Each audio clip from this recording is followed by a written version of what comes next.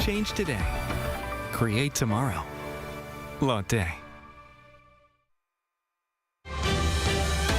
Coming up on Arirang News. President Yoon departed for the Czech Republic on Thursday for a 4-day visit to secure South Korea's bid to win a major nuclear energy project and discuss further nuclear cooperation. The Federal Reserve has slashed interest by a 0.5 percentage point, an aggressive start to its first easing campaign amid signs of inflation moderating and the labor market weakening. North Korea claims to have successfully test-fired a new tactical ballistic missile capable of carrying a 4.5-ton super-large warhead. This announcement comes a day after the regime launched multiple ballistic missiles on Wednesday morning.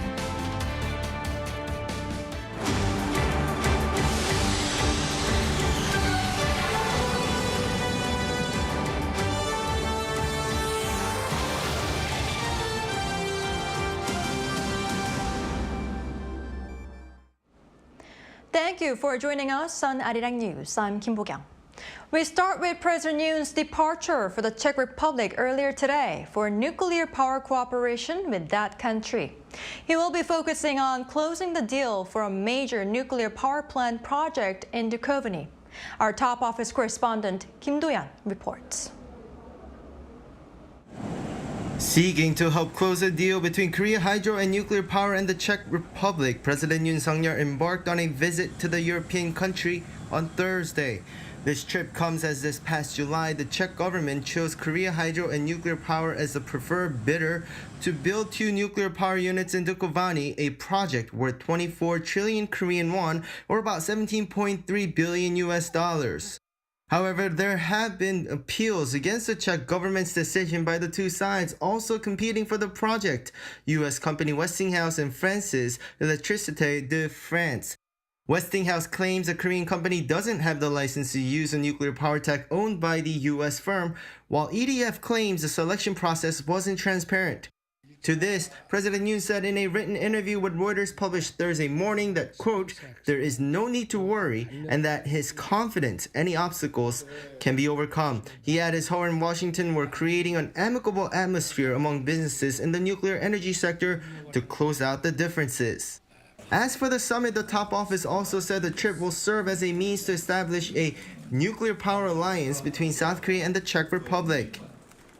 The President, during this official visit to the Czech Republic, will convey Team Korea's firm commitment to the successful completion of the nuclear power plant project and will actively engage in sales diplomacy as the nation's #1 salesman to secure the contract. A nuclear power alliance between South Korea and the Czech Republic is expected to be established through this visit. The 4-day visit will start with an official welcoming ceremony in Prague and a summit with Czech President Petr Pavel, as well as an official banquet. On Friday, he will meet with Czech Prime Minister Petr Fiala and travel to the city of Pilsen to visit nuclear power production companies. Coming back to Prague with the Prime Minister, Yoon will sign MOUs in fields, including trade, investment, and advanced technology, signaling cooperation beyond the nuclear power sector. The Czech Republic is also known for its manufacturing capacities, especially in automobiles. More than 100 companies from South Korea are already operating in the country, and to enhance economic exchanges, the two nations are set to sign a trade and investment promotion framework during this trip. Meanwhile, Yoon will also be accompanied by a business delegation made up of officials from more than 50 South Korean companies, from conglomerates to small businesses. Kim Do-yeon, Arirang News. The Czech Republic's ambassador to South Korea believes the upcoming summit between the leaders of the two countries will serve to enhance their strategic partnership. Our correspondent Oh Soo-young had a chance to talk to him. South Korea and the Czech Republic are expected to ramp up their strategic partnership this week as President Yoon makes an official visit to Prague on Thursday. The trip comes after a South Korean consortium led by Korea Hydro and Nuclear Power was selected as the preferred bidder to build the first 2 units of Czechia's Dukovany nuclear power plant. We have to accomplish the final agreement, which should be signed around March next year. But there's a lot of work to be done because this final agreement is the final document that will actually prove that the KHNP will be the bidder and what will be the conditions, in a sense of a time, a sense of the money, and of the financing, the localization projects, meaning the participation of the Czech companies in the whole process. Yoon's officers said South Korea would assist in the localization of nuclear energy capabilities through deeper industrial and technological cooperation as a so-called nuclear power alliance. According to Czech ambassador to South Korea, Ivan Jančarek, this will be just the starting point of broader bilateral cooperation. With more than 100 Korean companies established in Czechia, the Central European country is an essential partner and base to expand into the European market for a diverse array of industries. So actually, machinery and industry is very important. Automobile sectors are very important. So actually, we see that there is a chance, with the new transformation of the automobile industry into the EV mobility. The second area is the semiconductors, how to actually make our supply chain more resilient, and more resistant to the possible disturbances in the world. And the third one is the health and farm sector, the pharmacy sector, because today the medicines and the health issues, one of the important things, for our societies which are aging. And furthermore, security will be another major issue, particularly with the ongoing war in Ukraine and Russia's military collaboration with North Korea. So, unfortunately, we see that the security in the Euro-Atlantic area is linked to the security in the Indo-Pacific area. So that was why, we have to cooperate, and we have to do things together. One of the areas where we can really cooperate is cybersecurity. Across all areas, the ambassador emphasised common liberal values of freedom, human rights and the rule of law. So actually give us, a base, for the alliance. And its alliance, is being based on economic cooperation, but, it should be primarily based, on these democratic shared values. As South Korea and Czechia mark 35 years of their diplomatic relations next year and 10 years of establishing their strategic partnership, President Yoon's visit is expected to serve as a pivotal moment to elevate bilateral ties to a brand new level. Oh Soo-young, Arirang News, Prague. Next year, South Korea will co-host the third ministerial meeting on nuclear energy hosted by the OECD Nuclear Energy Agency. According to the Ministry of Trade, Industry and Energy, the decision was made on Thursday at the second such meeting held in Paris. The Secretary General of the agency reportedly said South Korea's achievements in the nuclear energy sector are exemplary cases for other countries, adding it is the right country to lead discussions next year. Around 100, including high-ranking government officials from 20 countries, the CEOs of 40 nuclear energy companies, and nuclear energy experts attended Thursday's meeting. The U.S. Federal Reserve has cut interest rates for the first time in 4 years by 50 basis points, which is a major shift. South Korea's finance authorities are monitoring its impact. Our Moon Hye-ryun has the details. On Wednesday, the Federal Reserve delivered a significant interest rate cut for the first time since 2020, indicating that central bankers believe they're making headway against inflation. The 50 basis point reduction brings the benchmark interest rate to the 4.75 to 5% range. Apart from emergency rate deductions made during the COVID-19 pandemic, it's the first time since the financial crisis of 2008 that the Fed has made a big step in rate cuts. Fed Chair Jerome Powell acknowledged the move reflects a shift in focus to protecting jobs after months of falling inflation, which dropped to 2.5% in August. This decision reflects our growing confidence that with an appropriate recalibration of our policy stance, strength in the labor market can be maintained in a context of moderate growth and inflation moving sustainably down to 2%. Fed policymakers also projected further rate cuts worth 50 basis points in the coming months, signaling confidence in its ability to manage the economy. During a macroeconomic meeting on Thursday following the Fed's announcement, South Korea's Finance Minister Chae commented on geopolitical uncertainties that could lead to market volatility. In light of the outcome of the latest FOMC meeting, the Finance Ministry aims to keep a close eye on shifting conditions. In the event of excessive market volatility, we will be prepared to implement prompt market stabilization measures tailored to specific circumstances as outlined in our contingency plans. He also addressed the continued slowdown in domestic demand and surge in household debt, which could influence the Bank of Korea's interest rate policy next month. The BOK also commented on how the pivot in U.S. monetary policy is expected to impact the foreign exchange market volatility positively. What was formerly an all-time high interest rate gap between the U.S. and South Korea has now fallen to 1.5 percentage points as the BOK's benchmark rate stands at 3.5%. Moon Hae-ryun, Arirang News. Over in the medical dispute, the nation's top office addressed the public after a long Chuseok holiday, saying there was no major medical crisis. It once again urged defiant doctors to join talks over the issue of expanding future medical school seats, except for next year's. Chuseok explains. On Thursday, the presidential office held a briefing about the situation regarding the emergency medical system operated during the Chuseok holiday. During the 5-day holiday, although there were some inconveniences in emergency medical services, it concluded without any major incidents, which had been feared to take place. We believe that anticipated crises or breakdowns did not occur. The presidential office also thanked the medical staff who dedicated themselves to treating emergency patients. In addition, it praised patients with minor complaints for visiting local clinics instead of large hospitals, allowing emergency rooms to focus on critical and severe cases as intended. The office will continue to thoroughly monitor the situation to ensure everything runs smoothly during the remaining week of the holiday emergency response system. Meanwhile, the office emphasized that as South Korea is set to enter a super-aged society next year, healthcare reform is essential to meet the rapidly increasing demand for medical services, including increasing the number of doctors.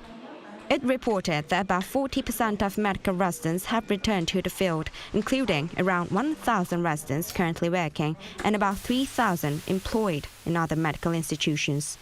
To encourage more residents to return, the government is urging doctors to participate in its joint consultative body with the ruling and opposition parties to discuss enhancing investment and improving the residents' training environment. However, it also reaffirmed that adjusting the medical school admission quota for 2025 is not possible, which remains a key issue in the current medical dispute. It is impossible to adjust the medical school enrollment quota for 2025 since the university admission process is already underway. However, the government has a flexible position regarding the quota from 2026. The government once again stated that if doctors' organizations present reasonable opinions based on scientific evidence, it is open to discussing these with them with an open mind. Chuseok, Arirang News. Over in Parliament, there was another fierce clash today where the rival parties disagreed on the need for special counsel bills deemed politically sensitive. The ruling party refused to vote, and they were unilaterally approved by the opposition. Our National Assembly correspondent Lee Si-woo reports. The main opposition Democratic Party of Korea, with support from minor parties, unilaterally passed 3 bills at the Assembly's plenary session on Thursday, including one aimed at investigating First Lady Kim Keon Hee's alleged involvement in stock price manipulation before she assumed her position. This probe will also look into allegations that the First Lady received a luxury handbag from an acquaintance and alleged interference in the ruling People Power Party's nominations for April's general elections. The PPP criticized the Liberal opposition for their repeated legislative action, which they say is ungrounded but instead is politically motivated. This is too much. During the 22nd National Assembly's 4-month operation, the opposition has pushed for 13 special counsel bills, 6 of them aimed at the First Lady. But the DP in a rebuttal insisted it was doing the work that needed to be done. We are straightening out the nation's order that is collapsing by passing these special counsel bills on First Lady Kim and Marine Corporal Chae. Amid the ruling party's boycott, all 167 lawmakers remaining present at the meeting voted to approve the special counsel. They also approved a special investigation into the death of a young Marine corporal surnamed Chae and whether there was government pressure or interference in the initial military investigation into this. Previously, during the 21st National Assembly, the initial versions of both bills had been passed by the majority opposition, but ultimately were vetoed by President Yoon Suk-yeol. Immediately following Thursday's approval, PPP floor leader Chu Kyung-ho said the party would, once again, suggest a presidential veto of the unconstitutional pieces of legislation passed by force. The DP, meanwhile, warned of a possible revote if the president does exercise his veto power. Meanwhile, a Lee Jae-myung push motion for nationwide stipends in the form of vouchers was approved Thursday, despite opposition from the ruling party and the New Reform Party. Lee Si-hook, Arirang News. A 3.9 magnitude earthquake has hit North Korea, 7 kilometers northeast of Yongrim-gun County, Taegangdo Province. South Korea's weather agency said the earthquake detected at around 7:41 p.m. on Thursday appears to be a natural quake. North Korea claims what it test-fired yesterday was a new tactical ballistic missile capable of loading a super-large warhead, further escalating tensions on the peninsula. Shin Ha-young brings the latest. North Korea on Thursday claimed that it successfully tested a new type of tactical ballistic missile capable of carrying a super-large conventional warhead the day before. The state-run Korean Central News Agency said that the test of the missile named Hwasongpo 11 Ta 4.5 was equipped with a 4.5-ton super-large conventional warhead. The test aimed to verify the missile's accuracy at a medium range of 320 kilometers and the explosive power of the super-large warhead. This is the second time since July that the North has said it tested such a missile. The KCNA said the North also successfully conducted a test fire of a strategic cruise missile, claiming its performance has been upgraded. It added that North Korean leader Kim Jong-un oversaw the test and expressed satisfaction. Kim said that the tests are directly linked to external threats to North Korea's security and emphasized the importance of having the strongest technology and overwhelming power in both nuclear and conventional weapons. Meanwhile, the Joint Chiefs of Staff announced on Thursday that North Korea sent around 160 balloons carrying trash towards South Korea, which started Wednesday evening and continued into the night. The JCS reported finding some 30 trash bundles in Seoul and northern parts of Gyeonggi-do Province. No harmful substances were found, with the trash mainly consisting of paper, plastic, and bottles. South Korean military officials on Thursday addressed Pyongyang's recent missile tests and the launch of waste-carrying balloons. North Korea is far from what we'd consider a normal country. Their actions, such as launching trash balloons or missiles, are driven by various motives. One aim could be to incite internal conflicts in South Korea to advance their own agenda. The presidential office issued a statement warning North Korea against short-range ballistic missile launches, urging an immediate halt to provocations, including the launch of waste-carrying balloons. Shin Ha-young, Arirang News. In other news, a Ukrainian drone reportedly hit a large weapons depot in a town deep inside Russian territory Wednesday. According to authorities at Russia's health ministry, at least a dozen people have been injured in the blast in the Tver region, located about 380 kilometers northwest of Moscow. An anonymous Ukrainian security official claimed the raid was the result of a joint operation between Ukraine's security service and the country's intelligence and special operations forces. Another Ukrainian intelligence officer added that among the ammunition destroyed at the depot were North Korean KN-23 short-range ballistic missiles. In the Middle East, Lebanon is really in the aftermath of a series of deadly explosions involving public communication gadgets. Our Kim Keon Hee has details. The death toll in Lebanon is rising after a wave of walkie-talkie explosions on Wednesday kills at least 20 people. This follows Tuesday's pager explosions, which killed at least 12 people, including 2 children. Thousands have been injured as communication devices known to be used by Iran-backed Hezbollah exploded across Lebanon over the past 2 days. Some of Wednesday's explosions occurred near a large crowd that had gathered for the funerals of victims from Tuesday's attack. Israel is widely believed to be behind both attacks, further escalating tensions in the region. The United Nations Secretary Council will hold an emergency meeting on Friday local time. Meanwhile, the UN Human Rights Office said on Wednesday that the widespread explosions are shocking and their impact on civilians unacceptable. There must be independent, thorough, and transparent investigations into the circumstances of these mass explosions. Those who ordered and carried out such an attack must be held to account. On Wednesday, the UN General Assembly passed a resolution calling for Israel to end its, quote, unlawful presence in Gaza and the West Bank within 12 months. 124 member states supported the non-binding resolution, with 43 countries, including South Korea, abstaining, while 14 countries, including the U.S. and Israel, opposed it. White House National Security Council spokesperson John Kirby told reporters on Wednesday that the U.S. was not involved in the Lebanon attacks and declined to confirm Israel's involvement. 김정실 아리랑 뉴스. Meanwhile, Central and Eastern Europe has been devastated by heavy rains in recent days, killing at least 24 people as of Wednesday.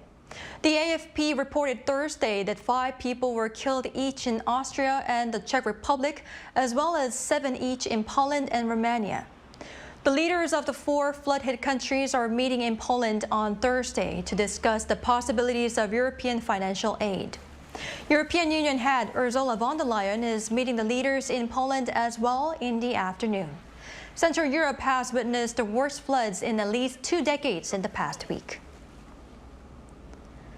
Areas outside of South Korea's capital have been seeking ways to promote their region so that more people visit there. Gyeongju City is one of those places aiming to bring in more visitors these days based on the popularity of Hwangridan-gil Street. Our Park Go-nu takes you there. A long street filled with stores selling a variety of food and desserts, along with interesting things to enjoy.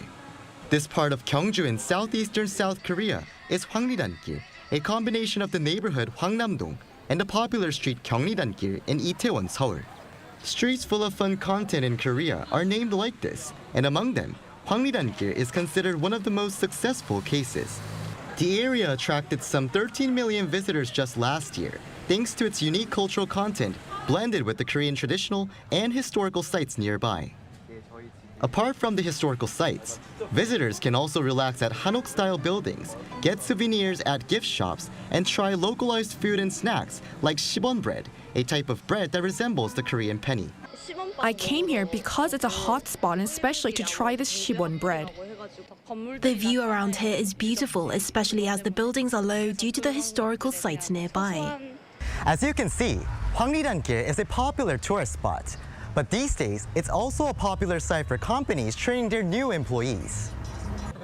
Last year, thousands of employees from different companies, including conglomerates like Hyundai Motor Company, visited the site for training and conferences.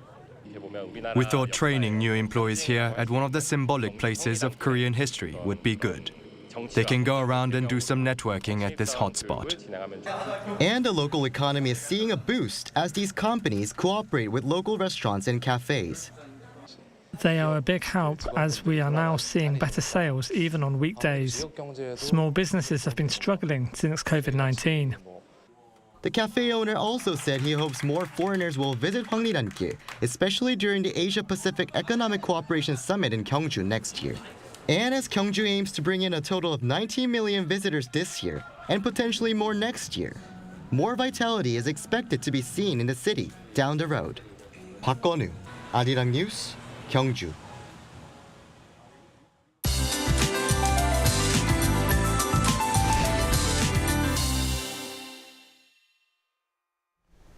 Following Chuseok, which saw a tropical night for the first time with a heatwave warning, a heatwave with feels-like temperature of more than 35 degrees Celsius continued today. The fall heat wave will ease off with fall monsoon rain. Heavy rain is expected across the country from tomorrow. Starting with Jeju Island and the coastlines of Jeollanam-do province today, the autumn monsoon rain will expand across the country tomorrow morning. In particular, between tomorrow afternoon and Saturday morning, strong rain of 30 to 50 millimeters per hour will be concentrated in some areas. Up to 250 millimeters will fall in the mountainous areas of eastern parts of Gangwon-do province and Jeju Island until Saturday. Tomorrow, most areas will start off at 24 to 27 degrees Celsius. Highs will move up to 29 in Seoul, Daejeon, Gwangju, and Daegu. Clear skies are expected next week. That's all for Korea. Here are the weather conditions around the world.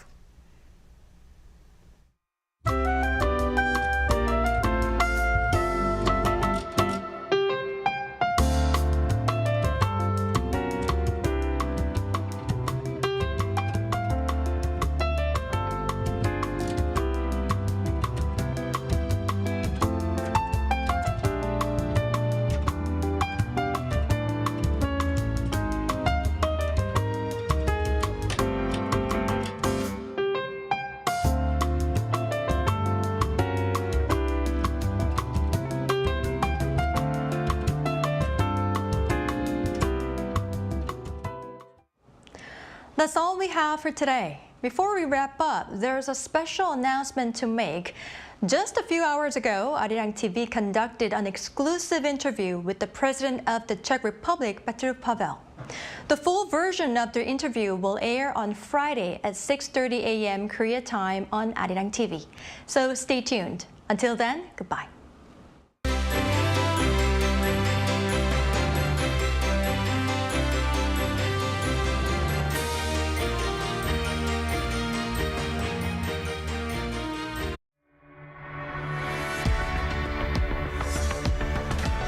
We change today, inspiring daily life. We create tomorrow, inspired by innovation.